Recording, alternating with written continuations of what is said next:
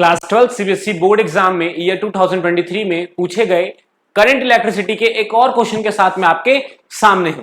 Hello everyone, welcome to Challenger classes. My name is Udit Gupta.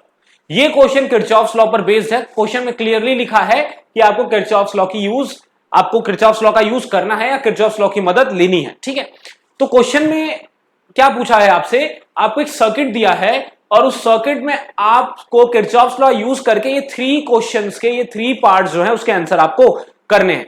ठीक है, तो यहां पहला पार्ट क्या है, आपको बताना है which point are at the same potential in the circuit. देखो इस पार्ट के लिए ना आपको किरचॉफ्स लॉ सॉल्व करने की जरूरत नहीं पड़ेगी। आपसे बोल रहा है which points are at the same potential in the circuit. बहुत सिंपल तरीके से आप इसको बता सकते हो। देखिए क्या होता है ना, पोटेंशियल कब कब सेम होगा। जैसे अगर मैं पॉइंट ए की बात करूं एंड बी की बात करूं, क्या इनके बीच में कोई रेजिस्टेंस है या कोई ऐसी डिवाइस है या बैटरी लगी, कुछ नहीं लगा।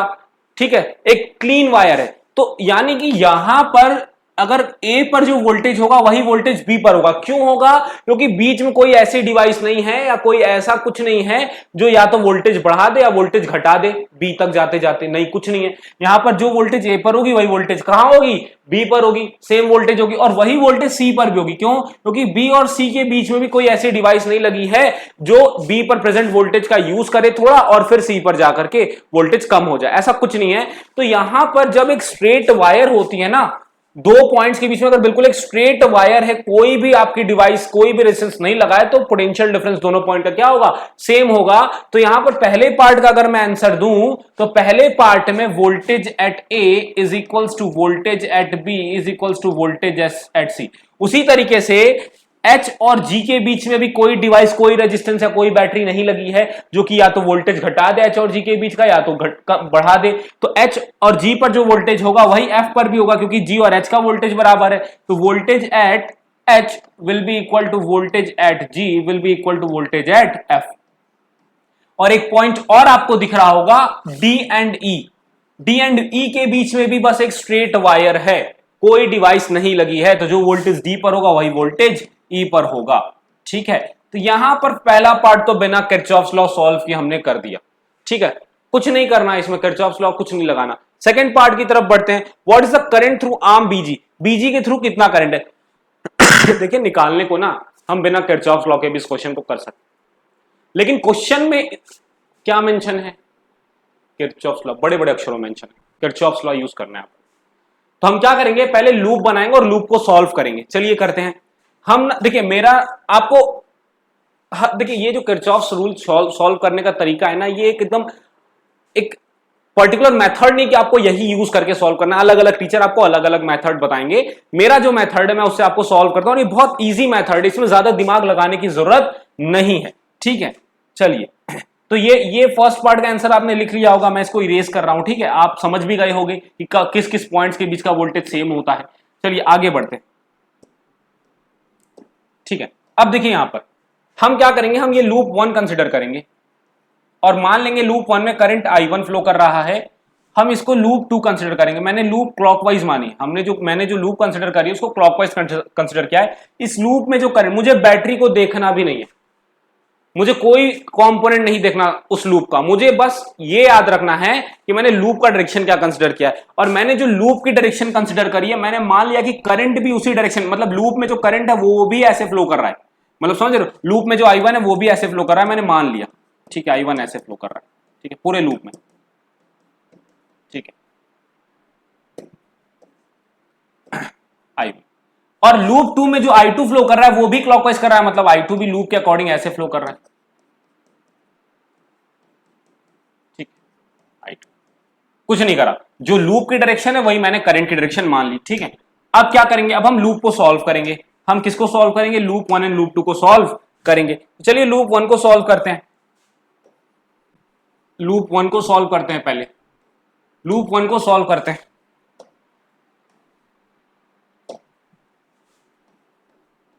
लूप 1 को सॉल्व करते हैं। देखिए लूप 1 में रेजिस्टेंस, इंटरनल रेजिस्टेंस, ये स्मॉल आर क्या है, स्मॉल आर इंटरनल रेजिस्टेंस है। तो इंटरनल रेजिस्टेंस में भी करंट I1 जा रहा है, तो यहां क्या होगा, वोल्ट, देखिए किरचॉफ्स वोल्टेज लॉ में क्या होता है, जितनी भी वोल्टेज होती है लूप में उन सभी का जो एडिशन होता है वो जीरो होता है, उन सभी का सम क्या होता है, जीरो होता है। तो यहां पर हम चाहे रेजिस्टेंस लगा है चाहे कोई बैटरी का वोल्टेज है, सबको जोड़ेंगे और सबका समेशन क्या आना चाहिए, जीरो आना चाहिए।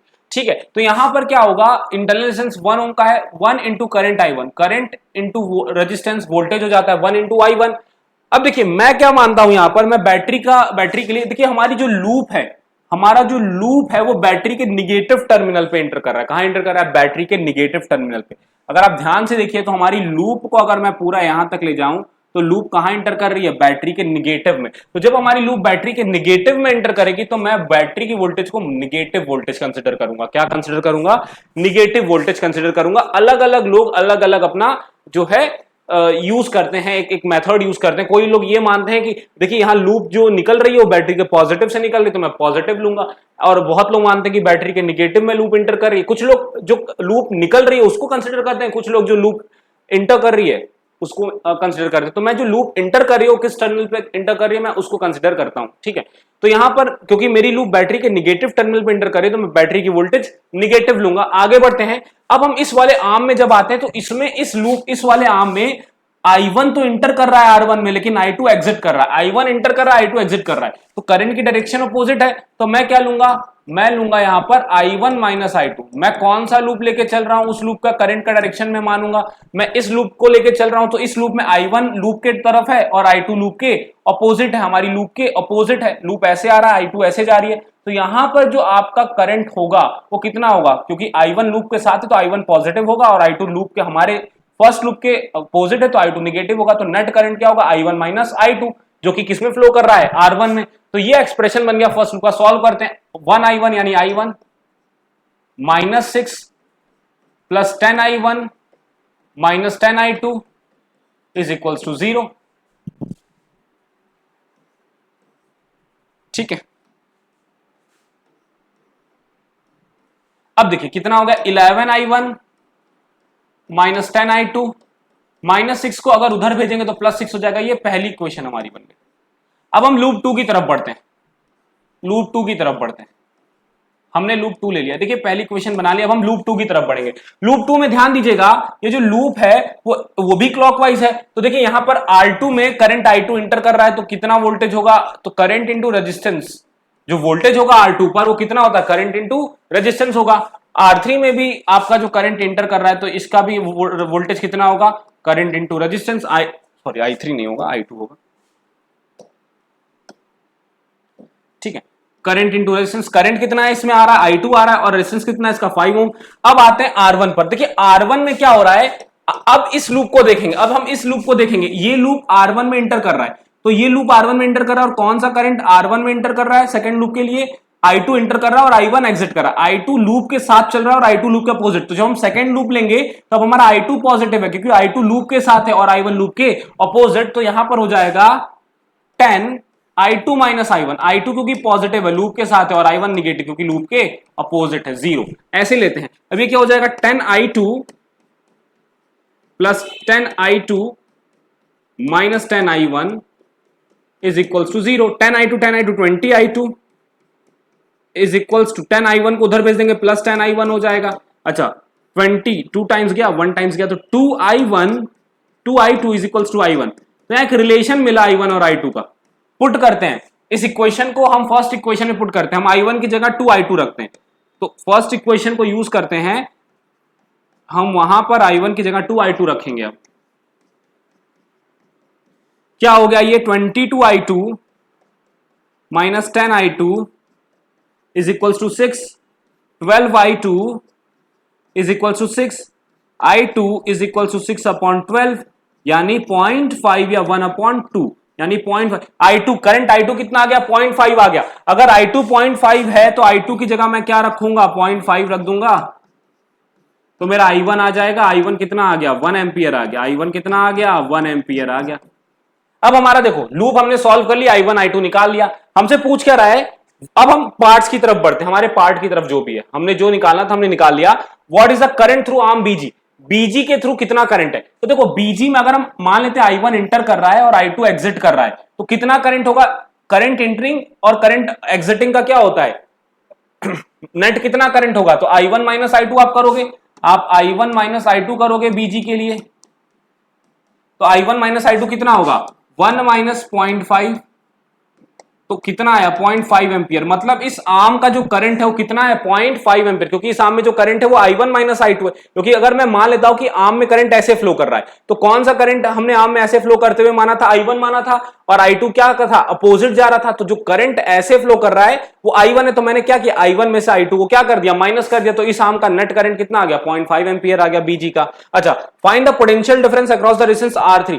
R3 के अक्रॉस कितना पोटेंशियल डिफरेंस होगा, सिंपल सी बात है, अगर इसके अक्रॉस मुझे पोटेंशियल डिफरेंस निकालना है, V निकालना है, तो V क्या होता है करंट इंटू रेजिस्टेंस, यहां का रेजिस्टेंस कितना और यहां कितना करंट है, तो इसमें कितना करंट था, इस लूप में कितना करंट था I2 था, तो R3 को कितना करंट मिल रहा है 0.5 एम्पियर का, तो करंट 0.5 है और रेजिस्टेंस 5 ओम का है, तो वोल्टेज कितनी हो जाएगी 2.5 वोल्ट्स हो जाएगी। मतलब V जो R3 के अक्रॉस जो वोल्टेज होगी कितनी हो जाएगी 2.5 वोल्ट्स हो जाएगी। अच्छा, इसमें और पार्ट करके भी एक और पार्ट है, वो क्या है what is the power dissipated in resistance R2।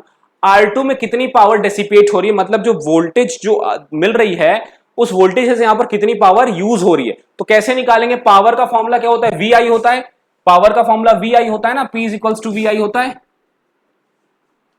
ठीक है, रुकिए मैं इसको सॉल्व करता हूं। पावर का फॉर्मूला क्या होता है, power is equals to V into I. अगर V हमें मान लेते, या तो V निकालो यहां का, या तो V नहीं पता तो V की जगह क्या यूज कर लो I इंटू आर यूज कर लो। यहां की वोल्टेज नहीं पता तो यहां का करंट इंटू रेजिस्टेंस, तो ये पावर क्या हो जाएगी I स्क्वायर R। तो यहां का करंट कितना I2 है, इसमें करंट कितना आ रहा है I2 आ रहा है, तो I2 कितना है 0.5 है, 0.5 का स्क्वायर इंटू R यानी 5। 0.5 का स्क्वायर क्या आ जाएगा 0.025, 0.025 आएगा इंटू 5, तो ये कितना आ जाएगा, ये आ जाएगा 1.25 वॉट।